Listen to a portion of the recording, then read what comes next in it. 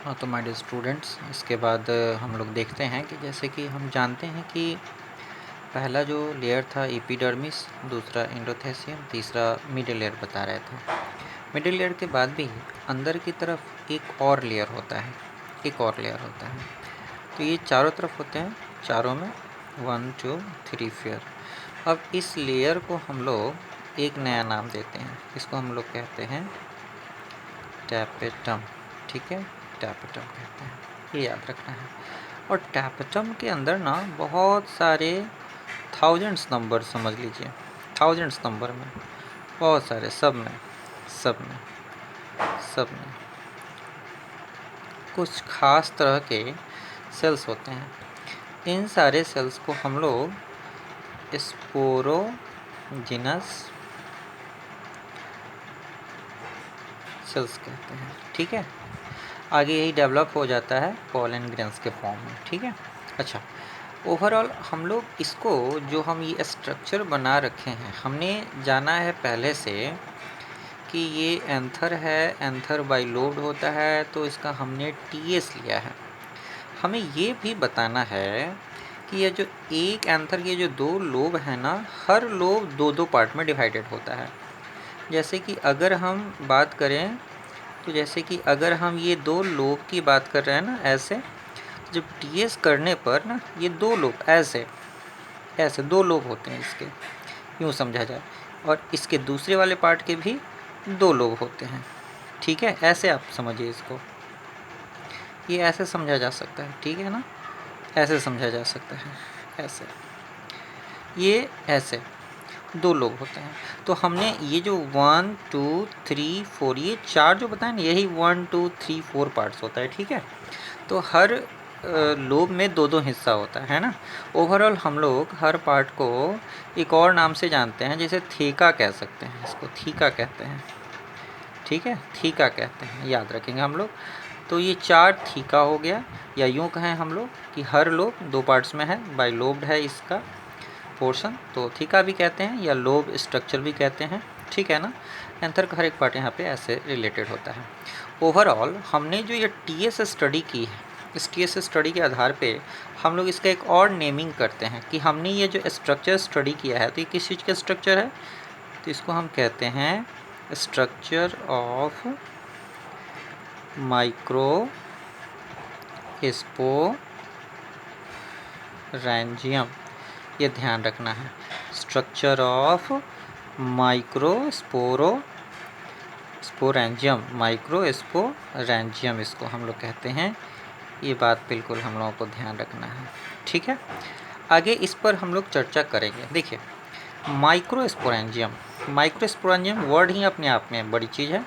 एक ऐसा स्ट्रक्चर जिसके अंदर माइक्रोस्पोर रहता है। ठीक है ना,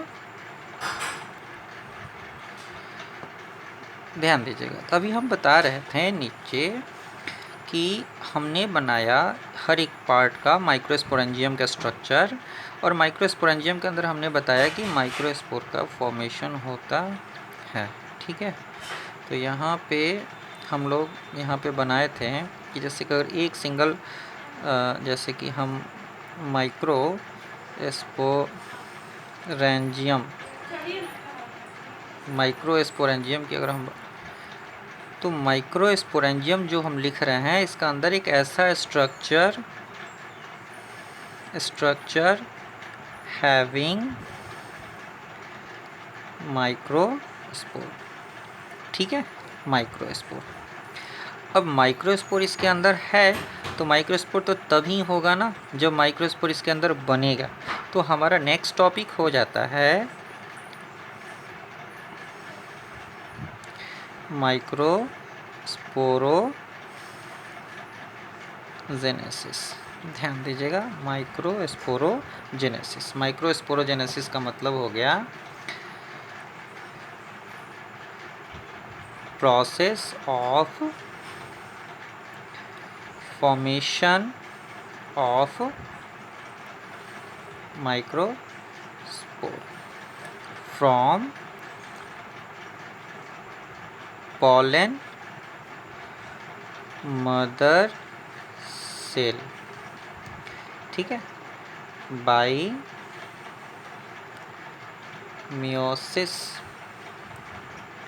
ठीक है, मियोसिस तो आप जानते हैं, मियोसिस एक सेल डिवीज़न का टाइप होता है। इसी प्रोसेस को हम लोग माइक्रोस्पोरोजेनेसिस कहते हैं।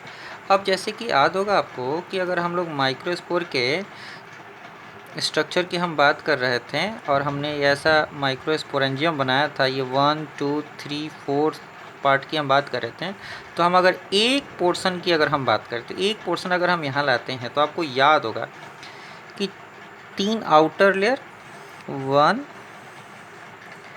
2 3, और आपको याद होगा सबसे पहले एपिडर्मिस, उसके बाद इंडोथीसियम, उसके बाद मिडिल लेयर, और उसके अंदर आपने देखा था टैपेटम। ठीक है, टैपेटम, और टैपेटम के अंदर कुछ खास सेल्स, स्पोरोजिनस सेल्स। अब इस स्पोरोजिनस सेल से हम एक सेल लेते हैं, यहाँ पर सिंगल सेल, यहाँ पर एक सेल सिंगल सेल है। ठीक है, अब ये सिंगल सेल को हम लोग ग्रोथ कराते हैं। यह सिंगल सेल डिवीज़न किया, 2 हुआ, 2 से 4 सेल बनाते हैं। ठीक है, इस 4 सेल को हम लोग टेट्रेड स्ट्रक्चर कहते हैं। ठीक है, पूरा नाम होता है माइक्रोस्पोर टेट्रेड, ध्यान दीजिएगा, टेट्रेड। ठीक है, और ये टेट्रेड स्ट्रक्चर ही डेवलप हो जाता है पॉलन ग्रेन्स में, पॉलन ग्रेन में, ध्यान देना है हम लोगों को। अब आगे पॉलन ग्रेन बनना है। यहाँ तो माइक्रोस्पोर डेवलप हुआ, माइक्रोस्पोर का फॉर्मेशन हुआ, ठीक है ना। तो ये जो स्ट्रक्चर यहाँ डेवलप होता है ये तो माइक्रोस्पोरोजेनेसिस तो हो ही गया, लेकिन माइक्रोस्पोरोजेनेसिस का रिजल्ट ये होता है कि यहाँ पे पॉलन ग्रेन्स का फॉर्मेशन होता है। ठीक है ना।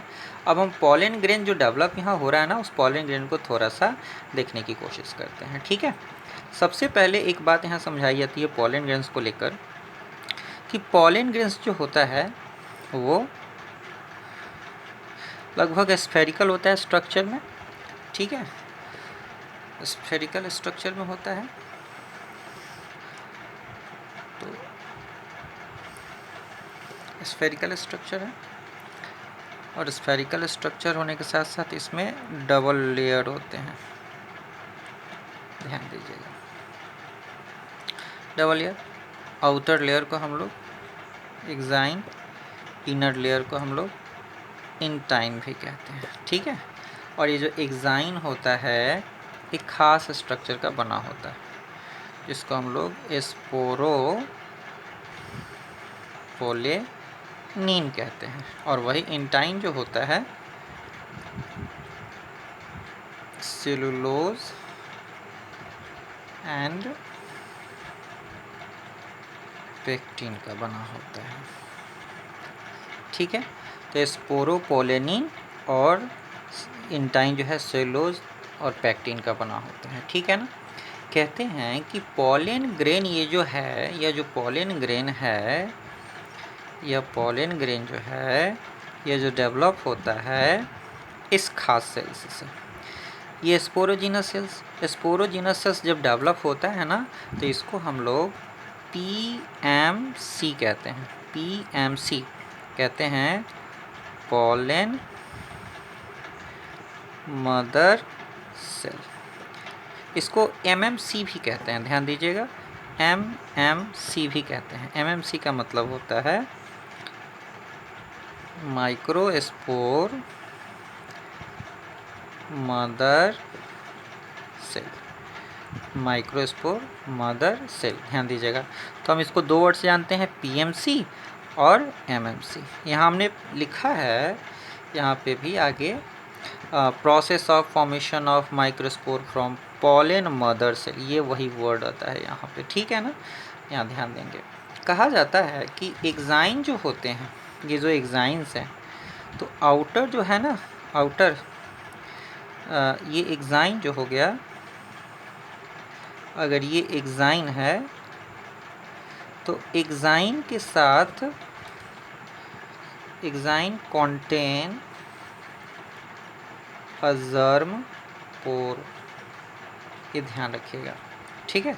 और कई बार ये जो न्यूक्लियस होता है ना, काफ़ी डेंस न्यूक्लियस होता है ये, डेंस न्यूक्लियस, ठीक है। अब अगर हम बात करें तो कुछ पॉलन ग्रेन्स ऐसे होते हैं ना कि ये जो न्यूक्लियस जो होता है ना, कभी 2 पार्ट में डिवाइड होते हैं और कुछ केस ऐसा होता है ये 3 पार्ट में डिवाइड हो जाता है, ठीक है। तो ये जो न्यूक्लियस होता है ये दो पार्ट में डिवाइड होता है ना, तो इससे 2 तरह के सेल्स का फॉर्मेशन होता है। एक जो ये बड़ा वाला पार्ट्स हो गया, या आउटर तो आप जान ही रहे हैं, एक्साइन, इनर वाले को हम लोग इंटाइन कहते हैं, और ये पूरा बड़ा सा जो सेल है ना, इस बड़े वाले सेल को हम लोग वेजिटेटिव सेल कहते हैं, और ये अंदर वाला जो है ना, इसको हम लोग जर्म सेल या फिर जेनरेटिव सेल भी कहते हैं, ठीक है, ध्यान दीजिएगा। उसके अलावा यही जो न्यूक्लियस होता है जेनरेटिव सेल का, ये कभी कभी 2 पार्ट में डिवाइड हो जाता है, जिससे 2 जेनरेटिव सेल्स का फॉर्मेशन होता है, 2 जेनरेटिव सेल्स का फॉर्मेशन हो जाता है, ठीक है। तो इस तरह से ये 2 सेल स्ट्रक्चर हो गया, ये 2 सेल्ड स्ट्रक्चर, और ये 3 सेल्ड स्ट्रक्चर, ठीक है।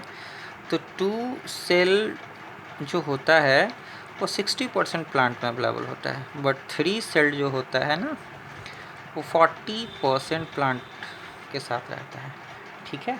ये इस तरह से इसकी बातें होती हैं, बाकी बातें नेक्स्ट क्लास में देखते हैं। Thank you. और हाँ, सब्सक्राइब्स ज़रूर कर दीजिए, पहले सब्सक्राइब कर दीजिए और उसके बाद वो बेल आइकन बजाइएगा, इससे 3 ऑप्शन होते हैं, सबसे ऊपर वाला ऑल, वो क्लिक कर दीजिएगा, ठीक है। बाकी नेक्स्ट वीडियो आपको लगातार कंटिन्यू मिलता रहेगा इसी से। Thank you.